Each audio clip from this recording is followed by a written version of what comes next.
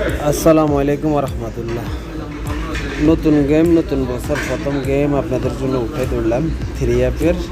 আমার কাছে আসলে দুই ধরনের হিসাব আসে। এক হিসাব অলরেডি আপনাদের জন্য বানিয়ে দিয়েছি, আরেকটা হিসাবে আমি গেম উঠে ধরতেছি। তবে আমার কাছে 19-এর জোড়া আসতেছে, যদি আসলে জানি না কিসমত, তবে মিস খুব কম হওয়ার সম্ভাবনাটা বেশি, বাকি আল্লাহর হাতে।